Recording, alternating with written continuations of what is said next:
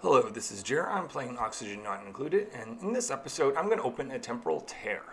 I'm going to do that because I eventually want to get the Great Escape achievement in this game. So that achievement requires me to have 5 mini-pods on different planetoids. I already have that, done that in previous worlds. I need to open a Temporal Tear. That's what I'm going to do in this episode.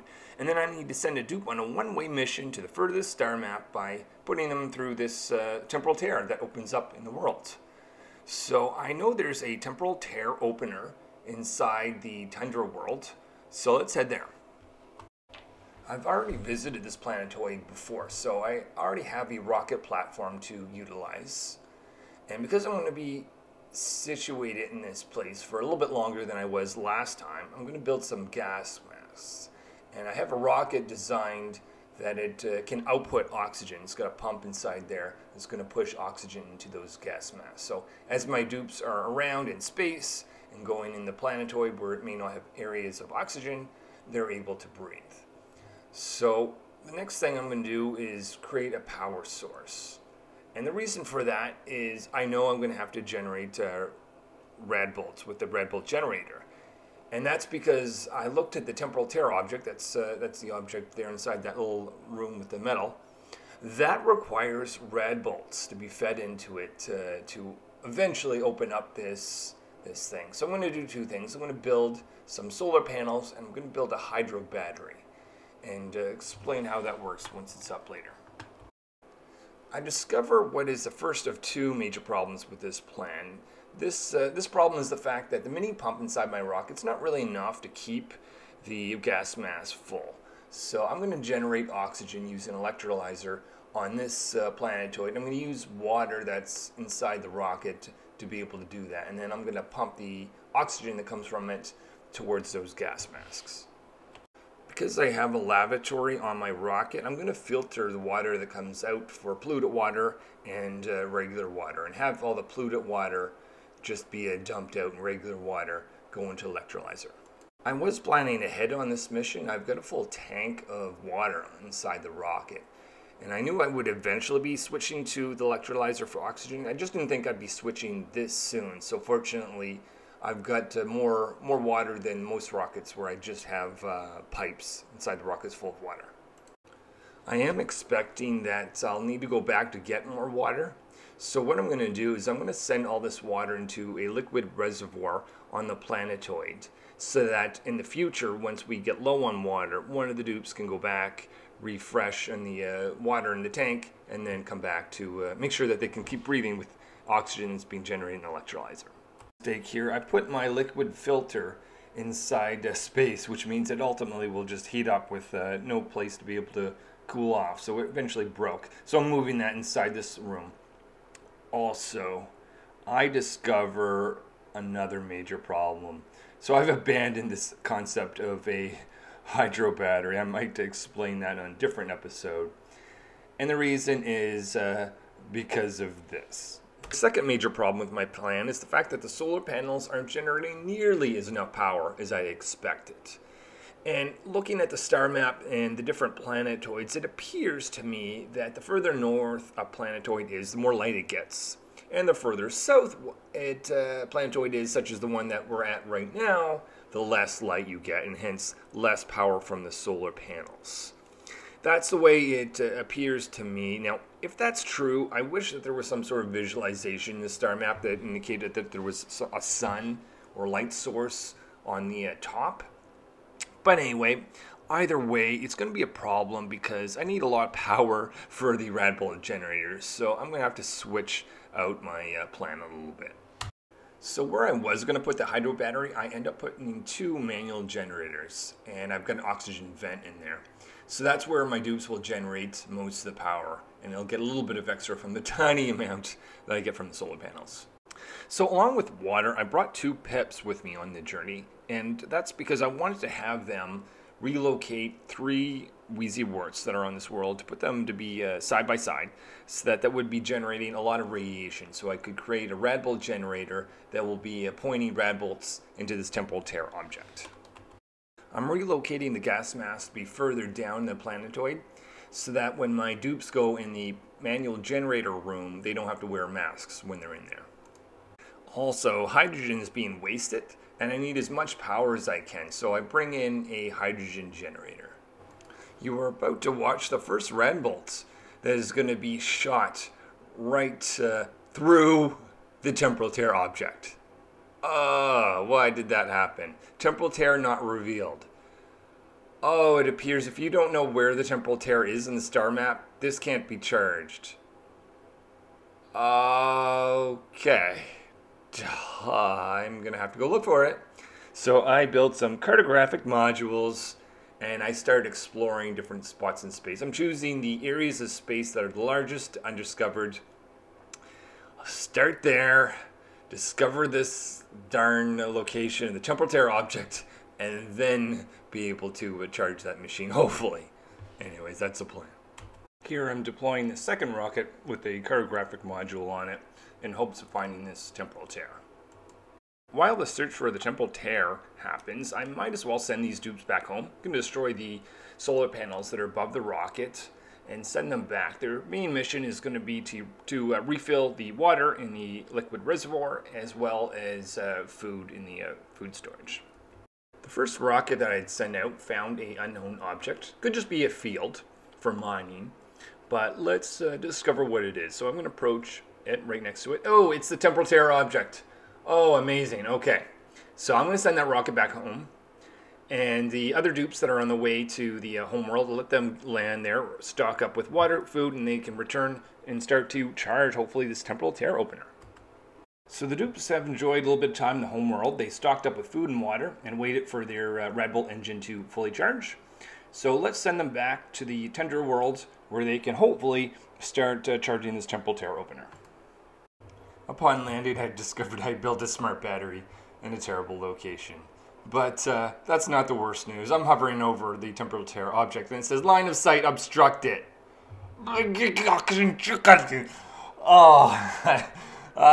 There's no English word I can think of that describes my feeling right now. That must be the German word for it. They seem to have words for everything. It's not actually. I apologize to my German friends, but okay, I guess that's why there's glass window above this thing. I'm going to have to destroy the manual generator room I have and move that somewhere else. Okay.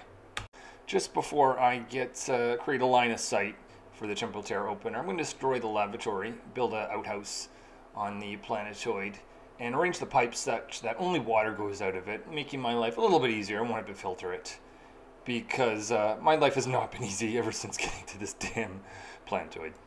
I'm starting the process of tearing down the manual generator room as well as the solar panels that are directly above the temporal tear opener in hopes of creating a line of sight to be able to charge that machine.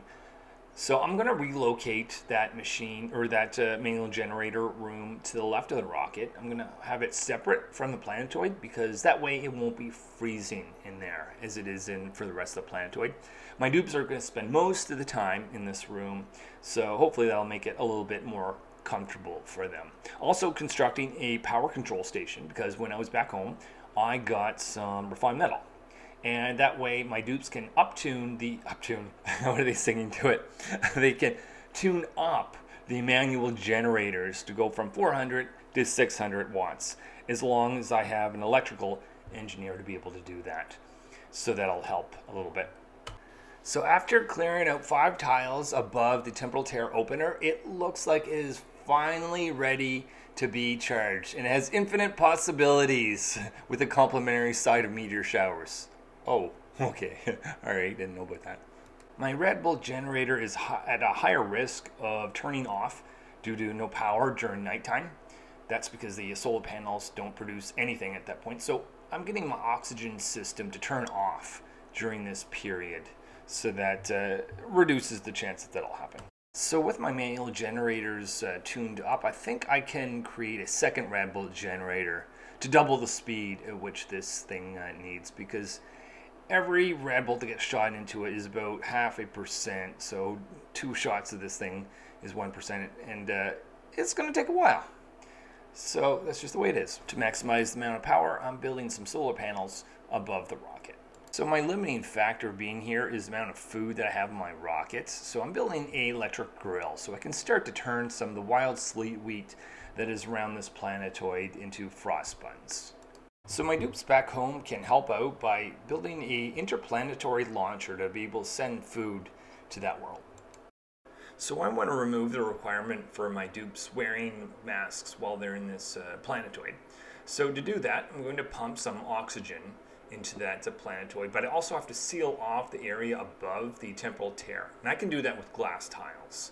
So the temporal tear opener can still get a line of sight when you build glass above it. I've instructed my dupes to gather 10 kilograms of food in a ration box. I'm going to dump that on the ground, and the sweeper is going to load that into a conveyor loader, ultimately pushing into the interplanetary launcher. And now it's just a matter of waiting for enough rad bolts to be fired into that. So it appears to be fully charged, and I've told it it only needs 2 kilograms of material in order to launch. I've got 12 in there at least. So there it is. It fired off. So that's going to start heading towards the tundra world, where my 2 dupes are currently located. Once those payloads arrive, we're just watching it leave the asteroid now. There it is. And it will very quickly make its way towards that world, and I'll have to open it on the other side to produce some food there.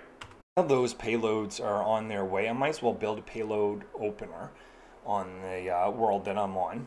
And I'm going to need a Metatronics engineering skill for one of my dupes to build the conveyor rail and conveyor chute to be able to do that. But I've got a skill scrubber to send them in after they've done that, so they don't have to maintain that skill and all the morale requirements while they're here. But that'll allow them to open up the payloads once they arrive.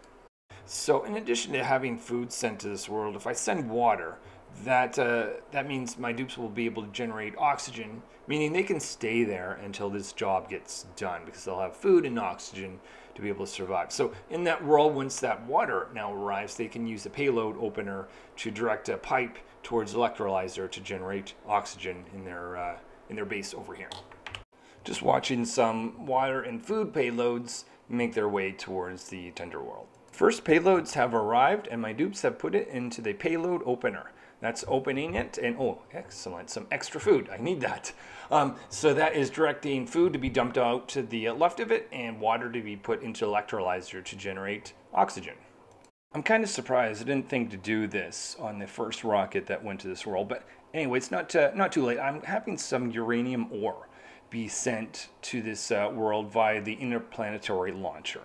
And that's because if I have uranium ore over there, I can run a radiation lamp next to the Wheezy Warts, producing even more radiation, which is going to reduce the amount of time that my dupes have to spend there because my red bolt generators will charge a little bit quicker. So uranium ore has arrived. I built a radiation lamp next to 2 red bolt generators, and my dupes have filled it with the uranium ore, so it is producing even more radiation in that zone, which is exactly what I need. I'm getting 1200 rads per cycle next to that those red bolt generators with both 3 Wheezy Warts and the 1 radiation lamp. Ever since I put in the radiation lamp, the temporal tear opener has been charging a little bit faster, which is awesome. It is currently the point of having 99% charge, which means just a couple more rad bolts and we're there. So I'm just waiting for those last few rad bolts to go, and then I'll be able to see this thing operate because I've got a temporal tear on the other side of the star map that needs to be opened. Okay, so now it is fully charged. I can click on the fire button here. And then once I do that, it says, "Are you sure you want to fire this?" "Yes, I'm ready for a meteor shower." That fires off. So that rains down meteor showers, mostly so far destroying my solar panels. That I don't care about this base long term, but anyway, all I really care is Temperal Tear opens up, and I'll be able to get achievement when I eventually send a dupe over there. The long-term effect of my base here being destroyed, or mostly this solar panels, I don't really care about, because in this playthrough, I'm really just focusing on the achievements. But if I did care about the long-term life of this whole base, I probably would give some protection there. I could either just replace it, or I could have built some bunker tiles. But in my case, again, as I said, I only care about the the achievements. So I'm going to try to get my dupes out of here as soon as possible and forget about this entire planetoid for this playthrough. So I've cleared out all the spots or solar panels and everything else that was above the rocket. And for some reason, it doesn't have a clear launch path. That's quite frustrating. I just want to get my dupes out of here. They've achieved their mission for being on this planetoid and they're done. I wanted to get them back home and concentrate on other achievements. But I just can't. I don't know why. I'm assuming at this point, I can choose a location, but I just can't get the rocket to indicate that it has a clear path. I've restarted the game. I assume this is a bug, which is quite annoying because I cannot for the life of me figure out why I don't have a clear launch path above me. So here's what I'm going to do. I'm going to send another dupe to rescue these dupes over here. I'm going to build a launch or a rocket pad in order to be able to land that new rocket, and really hope that that rocket doesn't also get stuck when it lands here. The rescue rocket is now landing.